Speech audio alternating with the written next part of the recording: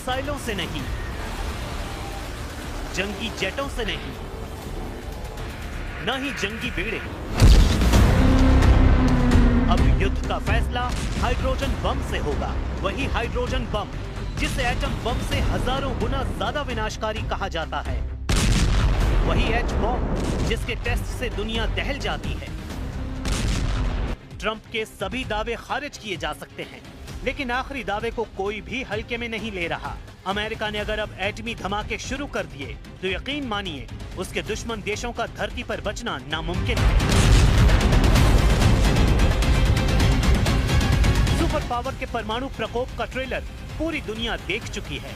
ऐसे में ट्रंप के न्यूक्लियर चैलेंज ने अमेरिका के दुश्मनों के बीच कोहराम मचा दिया है। अचानक से परमाणु युद्ध का माहौल अमेरिका क्यों बना रहा है? खुद 8 युद्ध को खत्म कराने का क्रेडिट ले रहे ट्रंप महाविनाश के हथियारों को इतना तूल क्यों दे रहे हैं? इन सवालों का जवाब इन तस्वीरों में छिपा है। तस्वीरें बीजिंग से आई हैं, जहां लाल दरबार कहे जाने वाले great hall of the people में शी जिनपिंग ने रूस के प्रधानमंत्री मिखाइल मिशुत्सिन से मुलाकात की है। ट्रंप जिनपिंग के बीच हुई बैठक के फौरन बाद रूस के प्रधानमंत्री की बीजिंग विजिट से सुपर पावर का दिमाग गर्म हो गया है, क्योंकि चीन ने रूस के साथ बड़े कारोबारी साझेदारी का ऐलान कर दिया है। दोनों देशों के बीच व्यापक कारोबारी और रणनीतिक साझेदारी से ट्रंप को जोर का झटका लगा है। प्रेसिडेंट ट्रंप ने शी जिनपिंग से पुतिन पर प्रेशर बनाकर यूक्रेन रूस युद्ध खत्म कराने की अपील की थी, लेकिन प्रेशर बनाना तो दूर, शी जिनपिंग ने पुतिन से बिग डील कर अमेरिका को करारा जवाब दे दिया है। ट्रंप ये मान चुके हैं कि एटमी रेस में अमेरिका बहुत पीछे है, जबकि सुपर पावर के सभी दुश्मन एकजुट हो रहे हैं। इतना ही नहीं, ज्यादातर गुप्त तरीकों से परमाणु बम का गोदाम बड़ा बना रहे हैं। अमेरिका दुश्मनों के परमाणु प्रोग्राम को कैसे नजरअंदाज कर सकता है? जाहिर है सुपर पावर पीछे रहेगा भी नहीं, क्योंकि ट्रंप मौजूदा वक्त में धरती को 150 बार परमाणु बम से उड़ा देने का दम रखते हैं। प्रेसिडेंट ट्रंप ने एक इंटरव्यू में दावा किया है। ट्रंप ने सर्वनाश के हथियारों पर लंबी बात की है, लेकिन पूरी बातों में ये सबसे डरावनी लाइनें हैं। असल में प्रेसिडेंट ट्रंप को रूस से ज्यादा टेंशन चीन ने दे दी है। चीन के पास 1000 सालों तक थोरियम भंडार है। अमेरिका को जब से ये जानकारी मिली है, खलबली मच गई है। इसलिए प्रेसिडेंट ट्रंप ने चीन को अमेरिका के लिए सबसे बड़ा खतरा कहा है। इंटरव्यू में ट्रंप ने दावा किया है कि चीन बहुत जल्द रूस की तरह परमाणु हथियारों का बंदोबस्त कर लेगा। हालांकि उन्होंने ये भी साफ किया कि अमेरिका के पास सबसे ज्यादा एटम बम है, जिनका परीक्षण करके वो सबसे भयानक और विनाशकारी न्यूक्लियर हथियार हासिल कर लेंगे।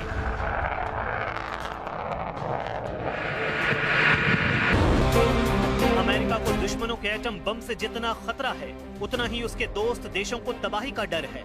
अमेरिका पर निशाना साधने से पहले प्रेसिडेंट पुतिन यूरोप को परमाणु हमले से दहलाने की धमकी कई बार दोहराते आ रहे हैं। हाल ही में लगातार परमाणु हथियारों के परीक्षण से उनके अगले कदम का अंदाजा लगाया जा सकता है। अमेरिका को शक है कि पुतिन खुद हमले के बजाय किसी दोस्त देशों से यूरोप पर परमाणु बमों की बौछार करवा सकते हैं। इसके लिए किम जोंग उनका नाम सबसे आगे है। हालांकि अमेरिका के एटमी प्रोग्राम डायरेक्टर हीथर विलियम्स ने साफ किया है कि किम के डर से अमेरिका परमाणु टेस्ट नहीं कर रहा। सुपर पावर के परमाणु परीक्षण की असली वजह चीन और रूस है। ये तय है कि अब अमेरिका एटमी पावर बढ़ाएगा। इससे रूस और चीन को भी एक तरह से परमाणु हथियारों को बढ़ाने का लाइसेंस मिल जाएगा। वैसे भी न्यूक्लियर वॉर के आसार तेजी से बन रहे हैं। अमेरिका ने नेटो में अपने राजदूत मैथ्यू विटेकर को कीव भेजकर पुतिन को सख्त मैसेज दिया है। यूक्रेन ने अपने हथियारों की फैक्ट्रियां बर्लिन और कोपेनहेगन में बनाने की जानकारी दी है, जहां बने ड्रोन और तोपखानों के निर्यात से यूक्रेन को अच्छी खासी आर्थिक मदद मिलने वाली है। यूक्रेन जितना मजबूत होगा, पुतिन उतने ही आक्रामक होंगे। पुतिन जितने गुस्से में आएंगे, एटम बम पर उतना ही प्रेशर बढ़ेगा। वैसे प्रेसिडेंट पुतिन सीधे अमेरिका से युद्ध की जगह उन्हें फ्रंट पर घेरने की कोशिश में जुटे हैं, जहां सुपर पावर हमले कर रहा है। रूस के रक्षा समिति के उपाध्यक्ष एलेक्सी जुरावलेव ने दावा किया है कि पुतिन ट्रंप के खिलाफ ऑर्शनिक मिसाइल को युद्ध में उतार सकते हैं। पुतिन जिस फ्रंट पर एटमी मिसाइल की तैनाती करेंगे वो वेनेजुएला हो सकता है, जहां अमेरिका के हमले जारी हैं। वेनेजुएला के राष्ट्रपति निकोलस मादुरो ने ऐलान किया है कि वो हर दिन प्रेसिडेंट पुतिन के संपर्क में हैं। मादुरो ने दावा किया है कि पुतिन वेनेजुएला की रक्षा के लिए हर तरह से मदद के लिए तैयार है। जिस दांव से अमेरिका अब तक पुतिन को परेशान कर रहा था, वही रूस अब आजमा रहा है। मतलब अमेरिका के दुश्मनों को दोस्त बनाकर रूस युद्ध में उलझा रहा है।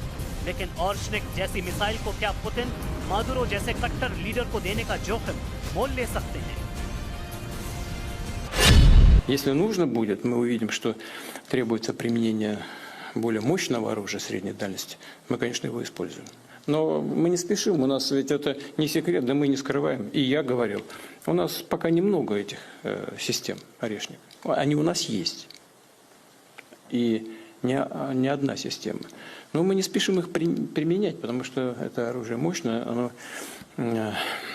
предназначено для решения определенных задач. कह सकते हैं कि ऑर्शनिक मिसाइल अब सिर्फ यूक्रेन ही नहीं बल्कि नेटो के खिलाफ भी पुतिन का ट्रम्प कार्ड बन चुकी है। 6 वॉरहेड के साथ पुतिन इस मिसाइल से यूक्रेन को पहले दहला चुके हैं। अगर पुतिन ने इस मिसाइल को यूरोप के शहरों पर फायर किया तो क्या होगा? रूस की कापुस्तिन यार्स रेंज से ये मिसाइल फायर की गई। अमेरिका का दावा है कि पुतिन की ऑर्शनिक मिसाइल रूस की RS-26 फ्रंटियर मिसाइल की ही नकल है, जो मध्यम दूरी और लंबी दूरी की मिसाइल के बीच वाली रेंज को कवर करती है। एक ICBM यानी इंटर कॉन्टिनेंट बैलिस्टिक मिसाइल की रेंज कम से कम 5,500 होनी चाहिए, तभी वो लंबी दूरी वाली ICBM की श्रेणी में आती है। जैसे रूस की RS-28 सरमन और RS-24, ये दोनों मिसाइल 10,000 किलोमीटर की ज्यादा की रेंज रखती हैं। लेकिन अभी नेटो को रोकने के लिए पुतिन ने नई तरकीब निकाली और अपनी ऑर्शनिक मिसाइल को 5,000 किलोमीटर की रेंज तक ही रखा है। रूस की एटमी मिसाइलें ही नहीं, हाइड्रोजन बम भी सुपर पावर के भय का कारण है। दूसरी पीढ़ी के एटमी हथियारों का बाप कहे जाने वाले जार बम पुतिन के पास हैं। ये बम कितना विध्वंसक है, ऐसे समझिए। रूस का ये परमाणु हथियार फादर ऑफ ऑल बम के नाम से कुख्यात हुआ, जबकि अमेरिका के एटमी हथियारों के नाम फैटमैन, राउंड फिश और हेल्ड जैसे रखे गए। जाहिर है पुतिन के एटमी हथियारों के नाम उनकी तबाही की ताकत को देखते हुए रखे गए हैं। लेकिन एटम बमों से कई हजार गुना बर्बादी मचाने वाले हथियारों की होड़ में अब अमेरिका ने भी खुद को झोंक दिया है।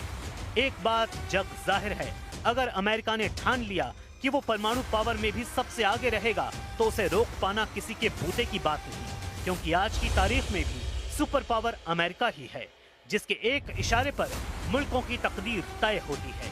इसमें भी शक नहीं कि युद्ध कहीं भी हो रहा हो, किसी के बीच हो रहा हो, नतीजा अमेरिका के रुख से तय होता है।